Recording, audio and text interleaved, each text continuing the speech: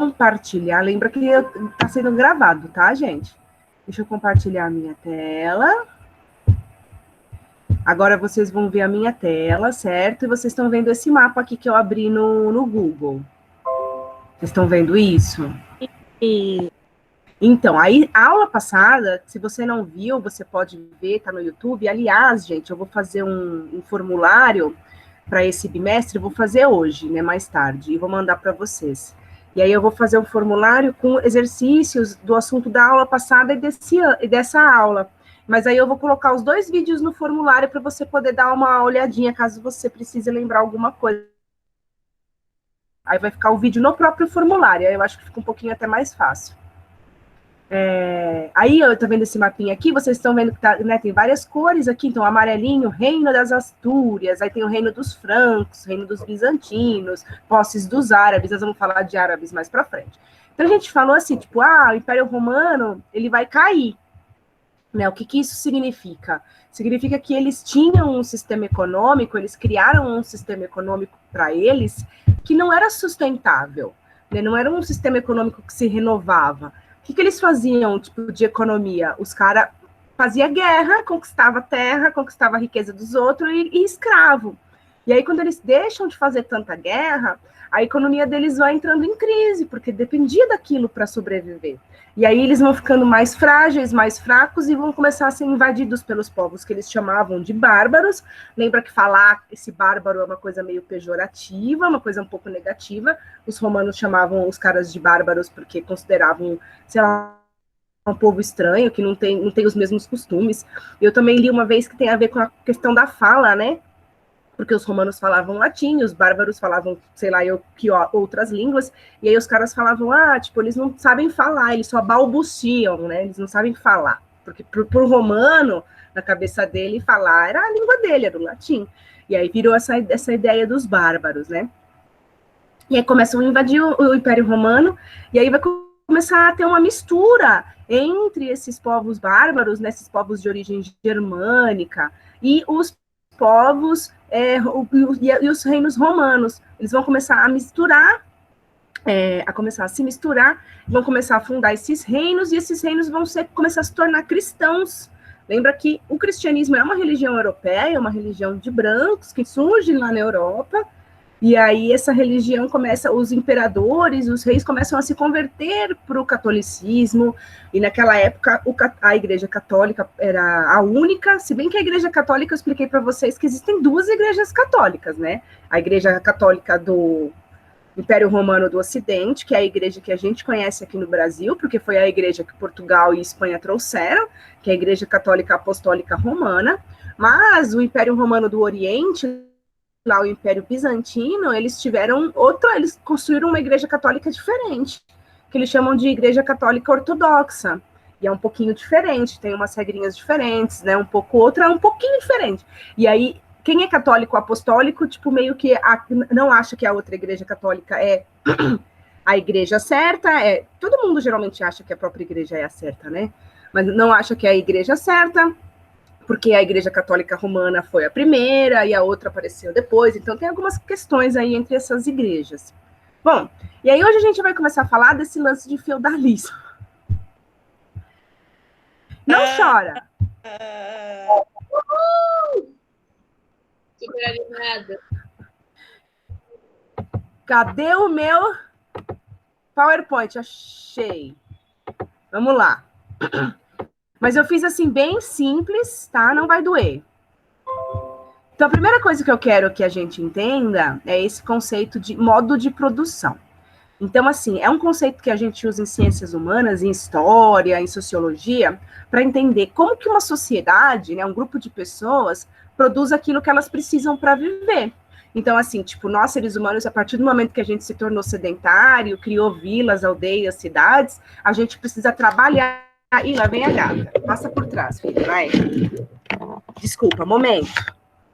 Ai, Alguinha, passa. Desculpa. Toda aula é a mesma coisa. Então, assim, a maneira como a gente produz as coisas que a gente precisa para sobreviver. Então, a gente precisa trabalhar para produzir as coisas. Só que a gente nem sempre... Agora, como a gente trabalha e como essas relações de trabalho se dão e que coisas a gente produz, isso vai determinar o nosso modo de produção, né? A maneira como a gente se organiza e faz as e que a gente produz aquilo que a gente precisa para sobreviver, né? Os alimentos, as roupas, as coisas essenciais. E pode ser que a gente viva numa sociedade em que um grupo de pessoas domine as outras pessoas, e aí esse grupo de pessoas não trabalha, né? E aí ela faz o outro grupo de pessoas trabalhar para ela e sustentá-la. E esse outro grupo de pessoa que realmente trabalha não tem a mesma riqueza e os mesmos acessos. E aí a gente fica produzindo um monte de coisa que é até supérfluo, é inútil, não necessariamente algo que a gente precisa para sobreviver. Então, na Roma Antiga, por exemplo, qual que era o modo de produção deles? Era um modo de produção escravista, era um modo de produção expansionista, porque eles dependiam, a economia deles para funcionar, dependia deles fazerem guerra, conquistar terra, riqueza e escravo. E aí vai chegar uma hora que... Só que ficar conquistando terra, riqueza e escravo não é uma coisa sustentável, né? Não é um sistema econômico que vai se reciclar. É um sistema econômico que vai se esgotar, porque você não tem guerra, riqueza e escravo eterno. Então, quando isso se esgota, a economia entra em crise, e aí o Império Romano começa a cair. E aí a gente fala que a queda do Império Romano é o marco do fim da Idade Antiga, né? Que foi no ano de 476 depois de Cristo. E aí a Idade Média, que é o que vem depois, que você pode chamar de Idade Média, você pode chamar de período medieval, mas é a época do feudalismo, né? Que vai da queda do Império Romano até 1453, quando vai começar a Idade Moderna. E aí, essa época dessa Idade Média, a gente vai dividir em dois períodos. A Alta Idade Média, que é o período próspero, o período que o novo modo de produção, o novo sistema econômico vai funcionar maravilhosamente, e depois a gente tem a Baixa Idade Média, que é quando esse sistema econômico começa a entrar em crise, porque também não é um sistema econômico que se renova, é um sistema econômico que vai começar a se quebrar e vai se transformar para o próximo sistema econômico, que é o que a gente vive hoje, que é o capitalismo. Deu para entender até agora? Deu. Sim.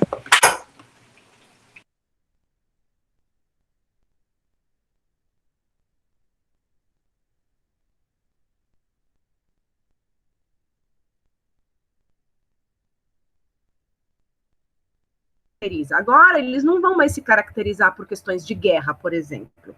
Eles não vão mais se caracterizar por questões de escravidão. Aliás, eu não sei se existiu escravo, né? Agora a gente não vai mais falar de escravidão, agora a gente vai falar de servidão. Porque esse novo sistema econômico, ele vai se basear nos vínculos de dependência que as pessoas têm umas com as outras.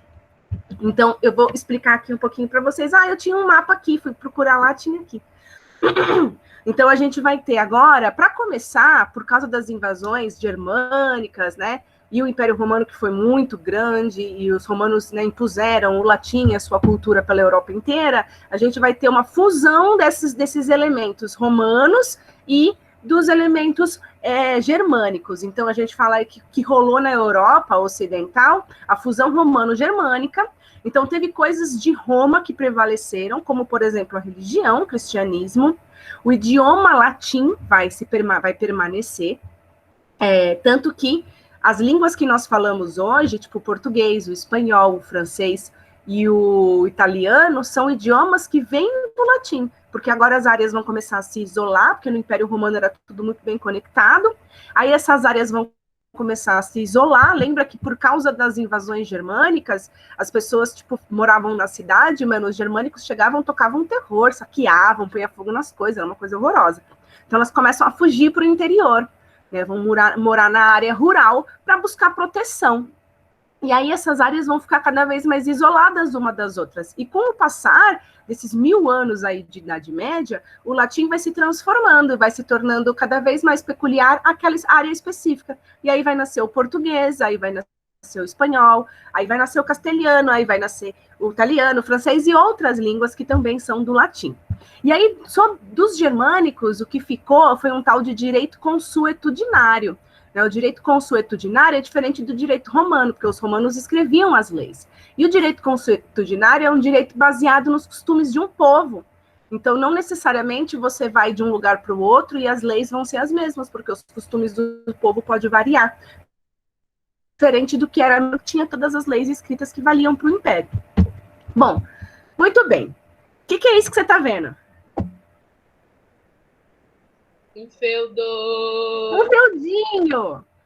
Que diabos é um feudo? Eu não lembro, não faço a mínima ideia. É um pedaço de terra. É um pedaço de terra. Não só de terra, já vou dar exemplos. Mas como é que nasceu? Assim, um pedaço de terra, alguém falou, vou cercar isso aqui tudo e chamar de feudo. Para se proteger. Faz o menor sentido. Muito bem. Então, lembra lá que tinha os reinos, certo? Como é que vai nascer essas pessoas que vão ter? Então, assim, no feudalismo, a gente fala que o poder é descentralizado. Vocês sabem a diferença quando o professor fala de poder centralizado e descentralizado? Vocês entendem esse conceito? Não. Então, vamos lá. Quando o poder é centralizado, é porque tem uma pessoa, um pequeno grupo de pessoas que concentra toda a capacidade, todo o poder de tomar as decisões políticas e econômicas de uma sociedade. Então, por exemplo, pensa na escola. Vamos lá, vamos fazer um esforço para lembrar como é que era. Você estava na sala de aula, por exemplo. Tudo que você queria quando você estava na minha sala, você tinha que falar comigo. Você tinha que me pedir para ir ao banheiro, você tinha que reclamar comigo das coisas, você tinha que perguntar tudo para mim. Então, na minha sala, né, na sala 7, o poder era centralizado na figura da sua professora. Agora, quando você pensa na sua vida escolar, o poder não é centralizado. Por quê? Para você passar de ano, no fim do ano, você vai para o conselho de sala. E lá no conselho de sala, o poder não é centralizado, porque não sou eu que vou decidir tudo. Lá tem 12 professores, sei lá, 12, 14 matérias que você tem 12 professores que vão discutir e tomar decisões sobre você. Então, na verdade, o poder de decisão sobre essas questões no conselho de classe é descentralizado, porque várias pessoas têm o mesmo poder ali para tomar as decisões. Dá para entender esse conceito agora? Sim. Beleza. Então, lá, agora aqui nessa época, eu mostrei para vocês estão vendo aqui o mapinha, ó. Eu vou ler um pedacinho. Você está vendo aqui o mapinha que tem os reinos, né? Então, você tem o Império Carolíngio, né, o reino dos francos, aí você tem aqui a Bretanha e tal, você tem vários reinos. E esses reinos têm um rei. Agora, que diabos é um feudo? Como é que vai nascer essa ideia de feudo? Porque esse rei, na verdade, quem começou com tudo isso aqui foi o imperador Carlos Magno. O que ele vai fazer? Ele tem um reino. Aí ele vai pegar assim, putz, meu reino é enorme, eu tenho como cuidar de muita coisa. O que eu vou fazer para facilitar a administração do meu reino? Eu vou dividir o reino dele naquilo que ele chamou de condados. Ele dividiu em 200 condados. É tipo dividir em estados, vai, mas assim, tipo, fazer uma divisão de um território. Aí cada condado, ele deu para um cara cuidar. Mas ele não deu para um cara qualquer cuidar. Óbvio que é um cara das relações lá de importância, de famílias ricas. E aí, como o cara, ele deu para aquele cara, ó, você vai cuidar dessa parte de terra, você vai poder fazer o que você quiser com a terra, assim, ganhar dinheiro e tal, mas você, tipo, a terra é minha, então você deve fidelidade a mim. Então, o cara que recebeu um condado se tornou um conde. Esse nome conde, você já ouviu de algum lugar? Conde Drácula. Conde Drácula. Conde, marquês, duque, visconde. Esses nomes são títulos de nobreza. Então, quanto mais... E tem uma ordem, é que eu não sei de cor para te dizer qual é essa ordem de títulos de nobreza. Então, assim, quanto mais próximo do rei, mais nobre, mais importante você era. E é nessa época que vai nascer esses títulos de nobreza. Depois a gente vai ter aí, eu vou recomendar filme para vocês verem, que vocês têm aqueles filmes de nobreza, que os caras vivem nos castelos. E aí, tipo, tem um cara que é mais... mas todos eles são ali importantes, ninguém quase trabalha ali, quem trabalha mesmo é o servo camponês, que tá lá fazendo comida e tal. Mas todos eles têm uma importância, e aí um é mais importante que o outro. Então, quer dizer, quanto mais próximo do rei, né? Se você é um rei, você é um príncipe, você tem ali um principado, você é um príncipe, você é mais próximo do rei, você é mais importante do que um conde que tem um condado, que tem um pedaço de terra chamado condado. Então, assim, ele vai distribuir condados para os condes. Aí, quem recebe um conde vai fazer, as regiões de fronteiras com os outros reinos eram conhecidas como marcas. Isso aqui é uma marca, isso aqui é outra marca, isso aqui é outra marca. E aí ele deu essas marcas também para que pessoas importantes ali cuidassem em nome dele.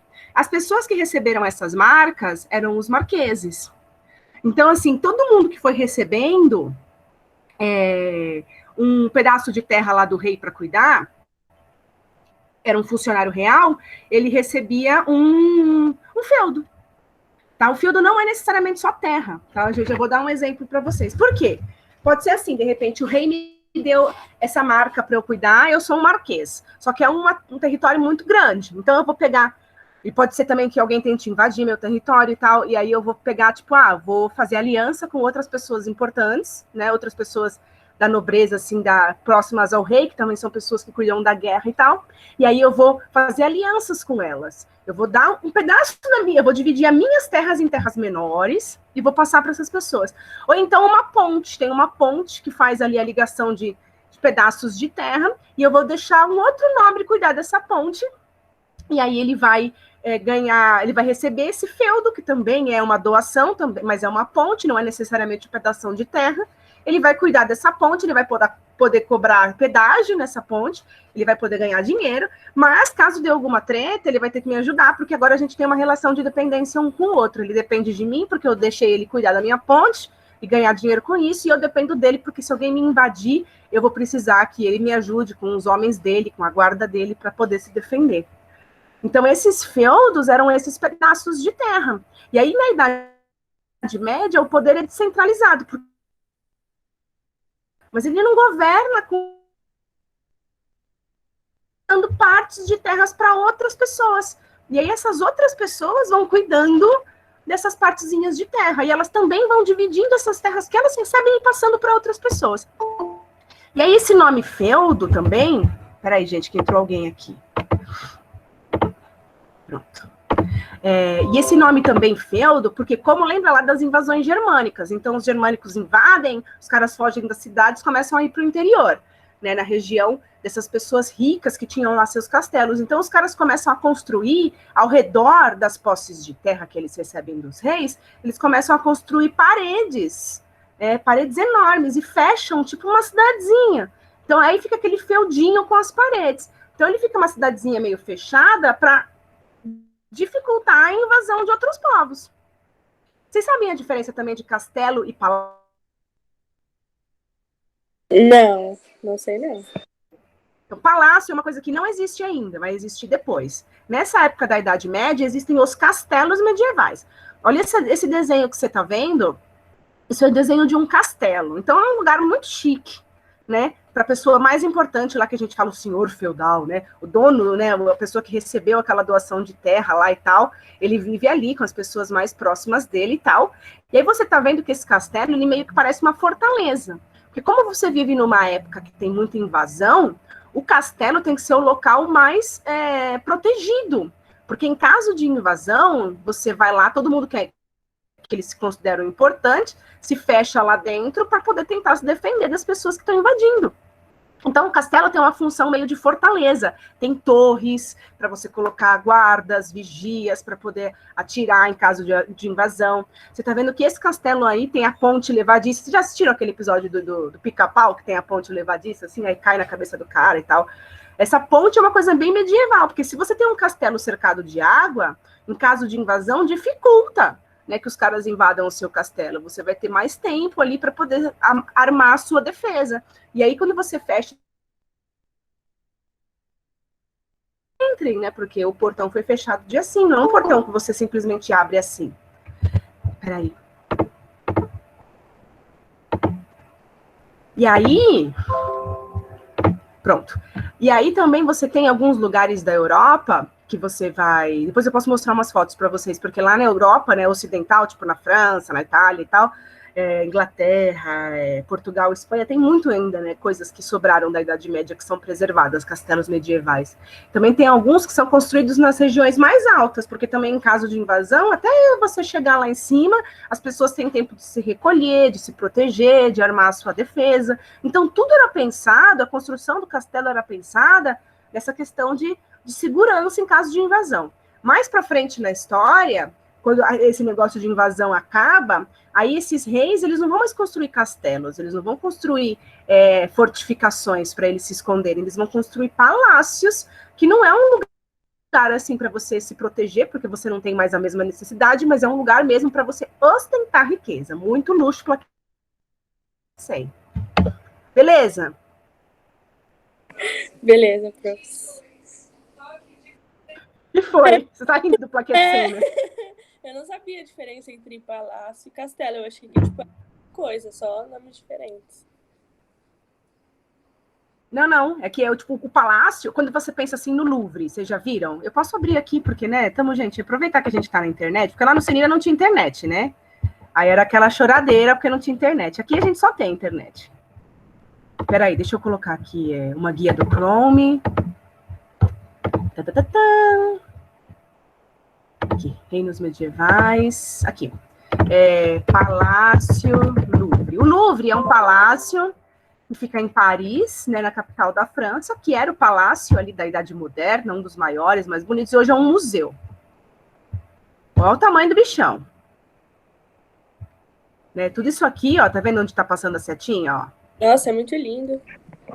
E isso aqui tudo é jardim, né? Os Tulherias, né? O Jardim das Tulherias. Tudo isso aqui é jardim, tá? Esse aqui era a residência oficial do rei. Hoje é um museu de arte. Então, assim, você tá vendo que é diferente da ideia do castelo. Você não tem torres de vigilância, você não tem água em volta, você não tem portas enormes, portas dessas que se levantam. Você tem... É um lugar muito bonito, porque a ideia aqui é você ostentar a riqueza. Isso é um palácio. Agora, colocar um castelo medieval aqui para vocês verem a diferença. Castelo medieval. Eu quero foto. Aqui, ó. Olha esse aqui. A diferença. Ó, a gente tá à venda, ó. Castelo medieval é colocado à venda na Espanha por 11 milhões. Ninguém tá com dinheiro sobrando aí para comprar esse castelo? Vou comprar. Bora? Vai fazer a vaquinha. Vamos fazer uma vaquinha online e a gente compra esse castelo. Tá vendo a diferença daquele palácio para esse castelo? Tá vendo que tem as torres? E aí aqui, ó, tá vendo aqui em cima? Ó, isso daqui é feito porque aí você coloca um monte de soldado para vigiar. Caso de ataque, você tem aí, né, provavelmente eles tinham lá as táticas, os treinamentos deles, aí você posiciona seus soldados para poder defender. Então, o castelo é meio que uma fortaleza, e é uma construção medieval. Aqui, esse aqui também, ó, que eu falei para vocês, ó quanta água tem em volta. Então, isso, olha que castelo protegido, porque ele está cercado por água, e aí você tem um acesso ao castelo, que é essa ponte. Então, assim, se alguém vai invadir o castelo, provavelmente vai invadir pela ponte. Então, você já tem um foco, né, de onde você vai combater o seu invasor. E mesmo que os caras consigam ir pela água, você não tem a mesma desenvoltura, você não corre na água. Então, assim, você vai ter outra agilidade na defesa. Então, o castelo tem essa função. Olha isso aqui. Olha isso aqui, gente, no alto. Bem no alto. Porque até a pessoa chegar aí, até os invasores chegar aí, filho, você já se organizou. Então, o castelo tem essa função mesmo de ser uma fortaleza para proteger as pessoas. Já o palácio, não. O palácio é ostentação plaquete 100 mesmo no Citroën. Vocês lembram dessa música? Não é possível. Relíquia. Oi? Relíquia essa música. Não é? Ah, é engraçado. Muito engraçado. E ele não é essa que ele fala trocentos nomes de marca de moto? Eu nunca consegui aprender o que ele fala, gente. Fala, eu plaquei de senha. Só isso que eu entendi, porque eu não entendo de marca de moto. Muito bem, você viu que eu tô ótima em cultura pop, né? Eu sei que o Guimê é marido da Alexa. Ó, pensa que é só de história que eu vivo? A professora tá como? Informada. Pensa o quê? Atualizar. Eu gosto da Alexa. Gosto muito mais dela, aliás. Bom, vamos voltar aqui. Vou falar mais uns 15 minutinhos só, tá? Prometo. Pra vocês não ficar querendo me odiar. Então, vamos lá. Essas regiões lá, essas regiões de terra que esses caras recebiam, né, eram divididas geralmente em algumas partes, né? Então, você tinha lá o manso senhorial. O manso senhorial eram as terras do senhor. que era o nobre, o cara que recebeu as terras lá do rei ou de outro nobre, né? Terra repassada. Então, essas terras desse cara, tudo que as pessoas trabalhavam nessa terra era desse cara, era para sustentar esse cara e a sua família e os seus amiguinhos. Aí você vai ter o manso servil, que é a terra dos servos, porque aqui você não tem escravos, aqui você tem servos. O que são esses servos? Aquela galera que fugia dos ataques dos germânicos e iam para essas regiões buscar abrigo. Aí você chega lá, você acha o quê? Que você ia chegar lá, aí o cara lá, dono das terras, ia falar, entra, fica à vontade, amigo, puxa uma cadeira, toma um café. E aí, o que eles vão começar a criar? Essas relações, esses contratos de servidão. Então, assim, beleza, você vai ficar aqui nessas terras, e aqui você tem proteção, ó, tem essa paredona, eu tenho os meus soldados, se alguém tentar invadir, a gente protege. Porém, para você ficar aqui, você vai trabalhar, você vai morar aqui, você vai trabalhar, e para trabalhar e morar aqui em troca da minha proteção, você vai ter que trabalhar nas minhas terras, você vai ter que me pagar impostos. E a gente tem também as terras comunais, ou o manso comunal, que geralmente eram as áreas de floresta, que qualquer um podia entrar, derrubar uma árvore para pegar madeira, ou colher fruta. E aí, quando a gente vai falar de algumas histórias medievais mais para frente, não na aula de hoje, aí você vai começar a localizar. Vocês lembram do Robin Hood? Vocês já assistiram o filme, ou vocês já lembram da história do Robin Hood, alguma coisa assim? Nossa, sim, é maravilhoso. Então, o Robin Hood era um cara que viveu na Idade Média. É uma história medieval de um cara, né, que tirava dos ricos para dar para os pobres, ou seja, tirava dos senhores da terra, né, saqueava essas pessoas para distribuir para os servos. E ele vivia na floresta. Por que ele vivia na floresta? Porque era um lugar, as florestas eram lugares que você conseguia se esconder e que eram terras comuns, eram terras que não pertenciam necessariamente a mim ou a você. Eram terras que existiam, óbvio, terras do reino, então, em última instância, são terras do rei, porém, são terras que estão ali, não estão sendo ocupadas, e qualquer um podia entrar naquelas terras ali para poder pegar madeira, ou para colher fruta, ou qualquer coisa desse tipo. Então, ele se escondia nas áreas de floresta para tentar armar golpes para tirar, para roubar gente muito rica, que eram os senhores, que eram os nobres. Beleza? Como é que funcionava essa... Oi? Você lembra que teve um filme do Robin Hood que o Robin Hood era uma raposa, desenho? Não lembro, o desenho eu nunca vi, eu só vi o filme. É muito bom, professor. É bonitinho? Em vez de ser o Robin Hood homem, é uma raposa. Uma raposinha. Aí, salva a raposa.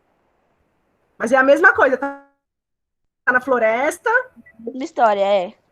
A casa dele é numa floresta. Isso. Porque é na floresta que você consegue se esconder. Pelo menos na Idade Média, né? Hoje, se você tá na floresta, você morre queimado. Triste, né? A gente faz piada para ver se melhora a vida, mas não melhora.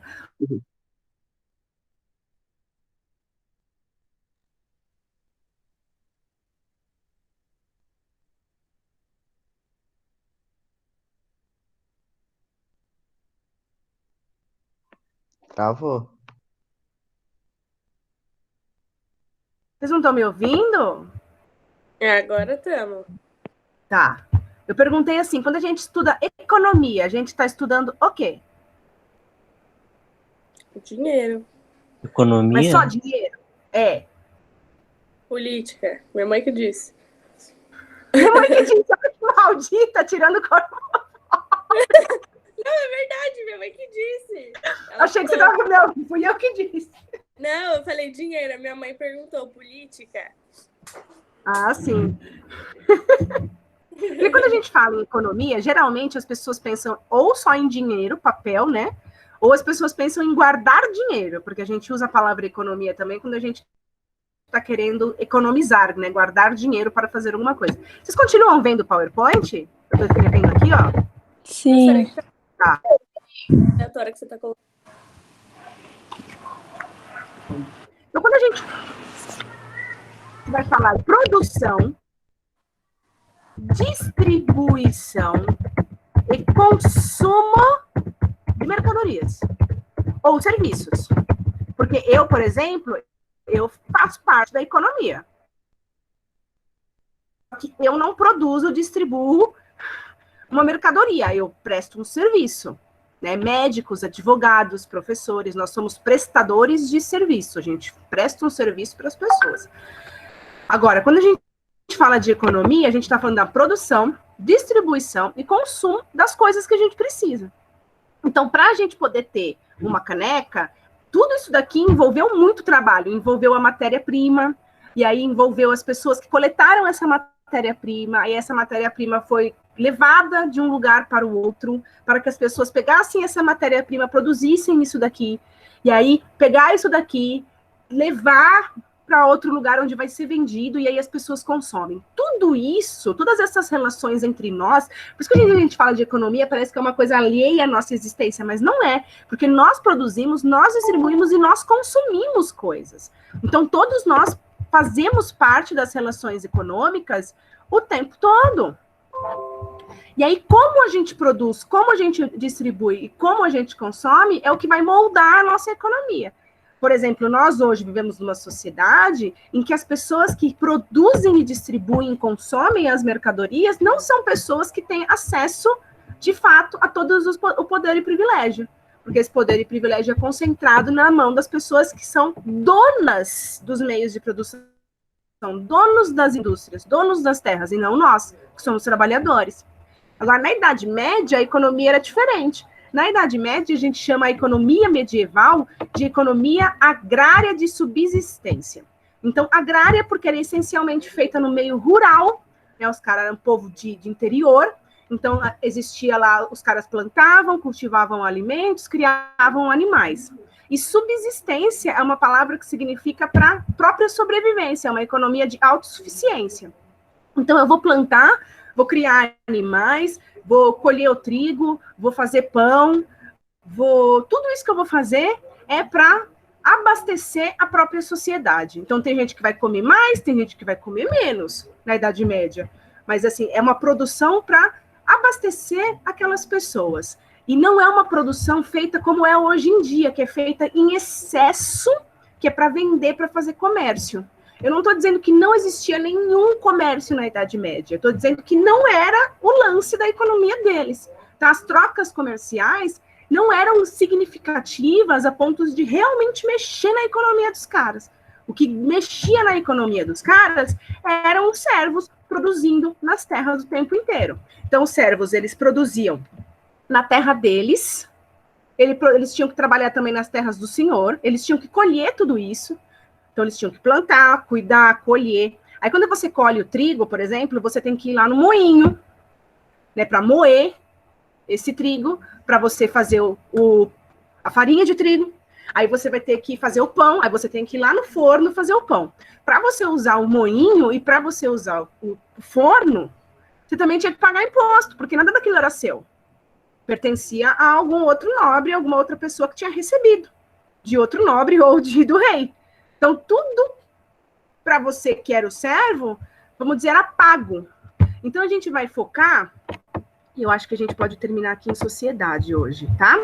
Nas relações servis. Essas relações servis, são como os servos viviam. Então, os servos eram aquelas pessoas que buscaram abrigo no interior, nas terras rurais. E aí elas eram pessoas, qual que é a diferença de servo e escravo? Um escravo é uma propriedade, é considerado, né, uma pessoa escravizada é considerada uma propriedade daquela pessoa que a dominou. Então, um escravo, eu posso, gente, pelo amor de Deus, tá?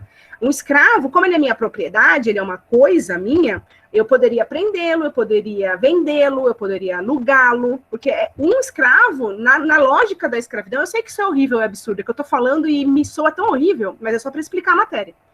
Na lógica, né, da propriedade, um escravo, ele é como qualquer outro instrumento que eu tenho. Então, eu posso fazer o que eu quiser. Um servo, não.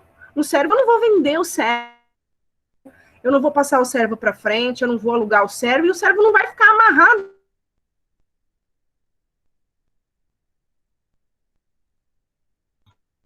Travou?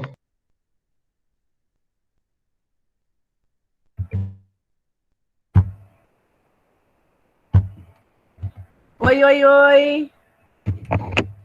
Agora carregou aqui a bateria, eu vou lá sentar do lado do Wi-Fi. Estamos ouvindo. Tá, eu vou mudar de Vou sentar aqui do lado do Wi-Fi e do ventilador. Ah, menina, agora sim. Isso é vida. Bom, vamos lá. Tá ouvindo agora? Até onde vocês ouviram que eu fiquei falando que nem a retardada? Aí você ia falar dos servos. Você estava falando dos escravos, aí você ia começar a falar dos servos. Putz, falei já, hein? Bom, vamos lá, vamos voltar. Então, eu estava falando para vocês que um escravo era uma propriedade, certo? Aí eu estava falando que um servo é uma pessoa que ela não era ligada, tipo, a mim, ao proprietário. Era ligada à terra. Então, vamos supor, ela veio viver nas minhas terras porque ela quer proteção.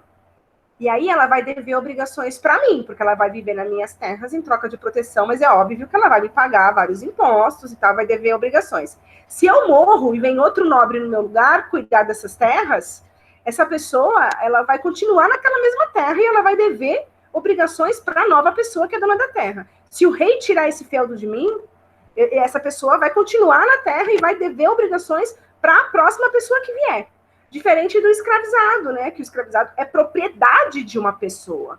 Então, assim, o escravizado só deixa de ser meu se eu o vendo, se eu o alugo, se eu dou ele para alguém, porque na lógica da escravidão, o escravo, ele é uma propriedade como qualquer outro instrumento de trabalho.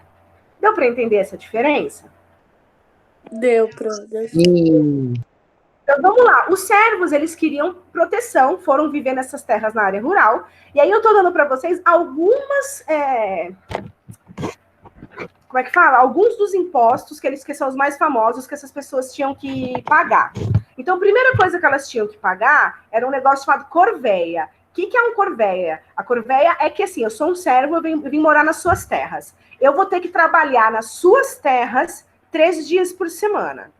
Então, eu vou 3 dias na semana, tem 7 dias. 3 eu vou na sua terra, cuidar da sua terra, arar a sua terra, cultivar, cuidar da sua plantação, colher, e tudo que sair dessa terra é seu, não é meu.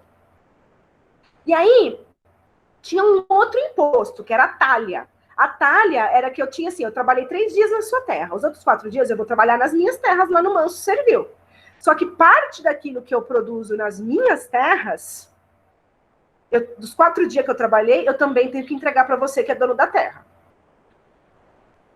Que aí, absurdo. Imposto desde que a gente se tornou, assim, vamos dizer, civilizado, começou a formar aldeia, vila, cidade, a gente tem imposto e tributo. E é uma coisa muito antiga, assim, vem desde o fim da pré-história, assim. E por isso que chama imposto, né? Uma coisa imposta a você não é uma contribuição voluntária. Né? Se você não paga alguma sanção, alguma consequência você vai ter que encarar de alguma maneira.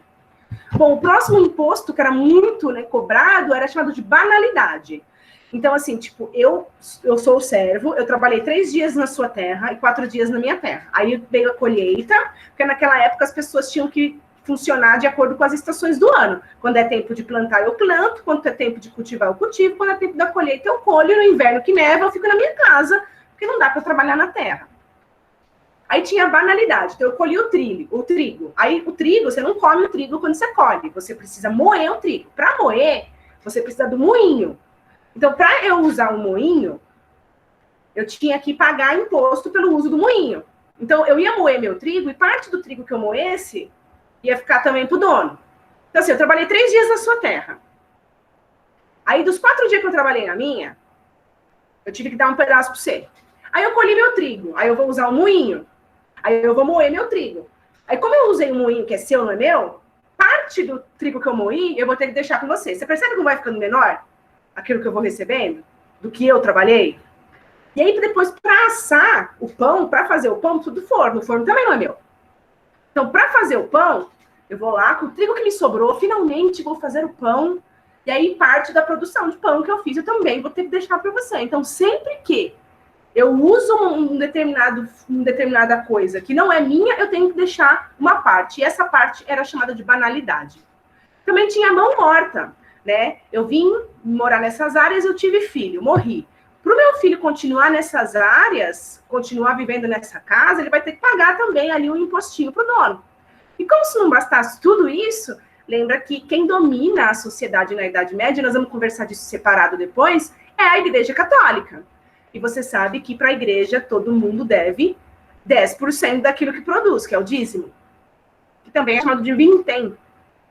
Então, eu pagava todos esses impostos para o senhor feudal da terra, para o cara que tinha o moinho, para o cara que tinha o forno, e aí depois tudo isso eu deixava 10% para a igreja. E aí o resto eu podia comer. Olha, Que maravilha. nossa. Que resto, professora? Oi?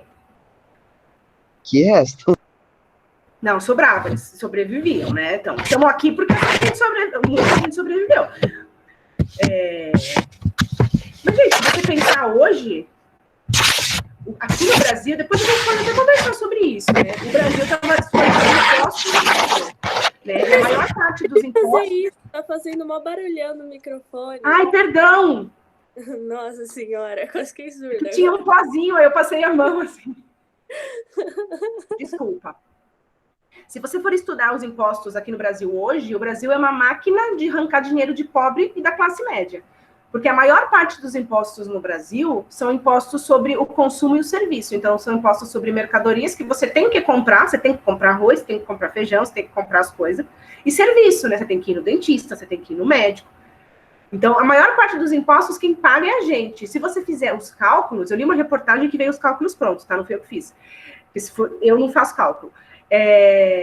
Tipo, esses impostos, eles são proporcionalmente mais pesados para quem ganha menos. Quanto menos você ganha, mais isso pesa no seu salário. Agora, para quem ganha muito dinheiro, para quem é dono da empresa e recebe os lucros, aí não existe imposto sobre os dividendos dos lucros, mas sobre o seu salário, que é todo mês a mesma coisa, tem. Então, assim, a gente, eu falo, a gente que é de classe média e pobre no Brasil, paga muito mais imposto do que quem tem realmente dinheiro. Por isso que essas pessoas conseguem acumular e ficar cada vez mais ricas, e a gente trabalha a vida inteira e não tem nada. Então, sempre tem ali uma artimanha, né, para as pessoas que trabalham pagarem impostos. Bom, só para terminar hoje, né, não vamos chorar por causa dos impostos no Brasil, senão dá uma deprê. Vamos falar um pouquinho da divisão dessas pessoas que viviam nesses feudos, né? Então, a gente vai dividir essas pessoas em 3 grandes grupos, tá? Então, você vai ter os caras que são membros da Igreja Católica, desde o padre da paróquiazinha até o arcebispo, até o papa, né? Porque você também tem uma hierarquia dentro da igreja, de importância, né? Todo mundo que pertence à Igreja Católica faz parte do clero. O que o clero faz? Diz para mim. Ora.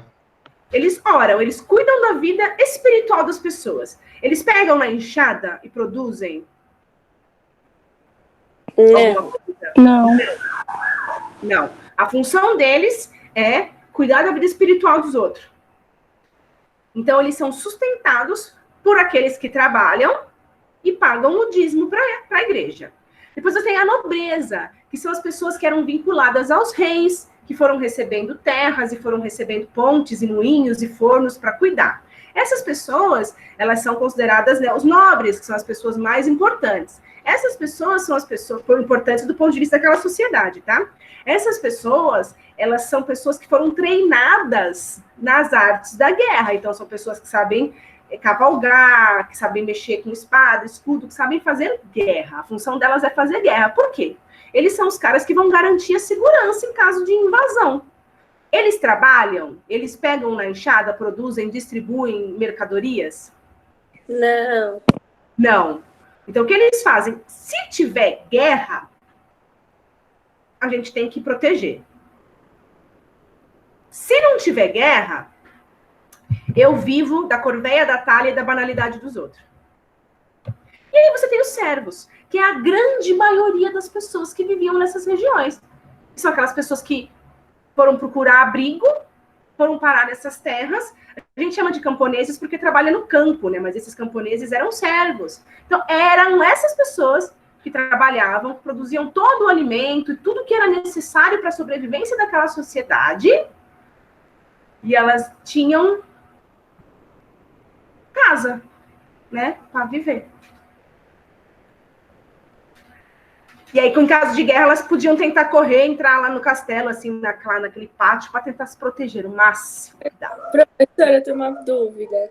Por Fala. que uma pirâmide, os nobres estão em cima E no outro, o clero tá É o clero, né? Então, vai depender muito, ó. Aqui eu tenho mais uma, ó, que tá diferente.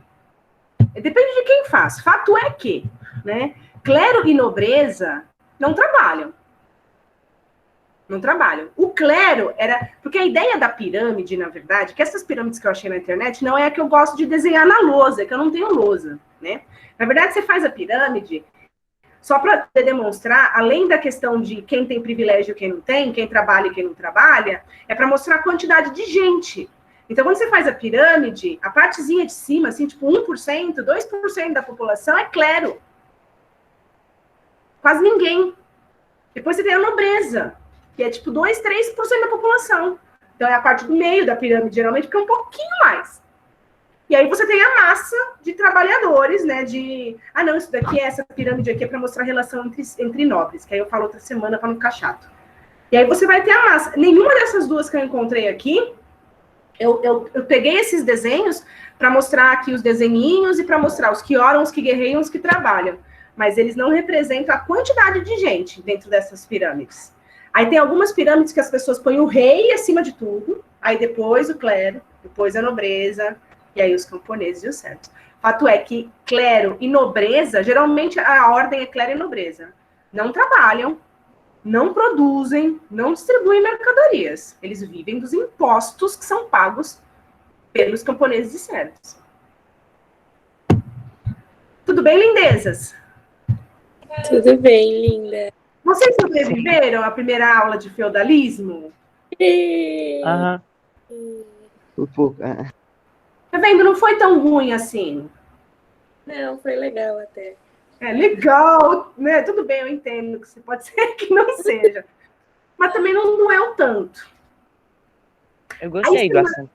Gostou? Que bom, fico contente. Obrigada por terem vindo, viu? Por ainda... Porque, gente, a gente precisa estudar. De um jeito ou de outro, a gente precisa estudar. Porque quem não estuda termina chegando nos 30, 40 anos, achando que a mocinha do mercado que está tirando a temperatura está colocando um chip na nossa cabeça. É isso que acontece com quem não estuda. Gatinho, profs. Eu não sei de quem é essa câmera, mas tem um gatinho branco ali naquela câmera. É da Lana? É do Davi. É o Davi? É o Davi. Davi é amostrado, tá vendo? Já liga a câmera com a professora falando. Não tem problema, gatinho. O gatinho pode. É que a minha não tá de bom humor, sabe? Por causa do calor, então não vou mexer. A minha é malhadinha, que nem essa daí, ó.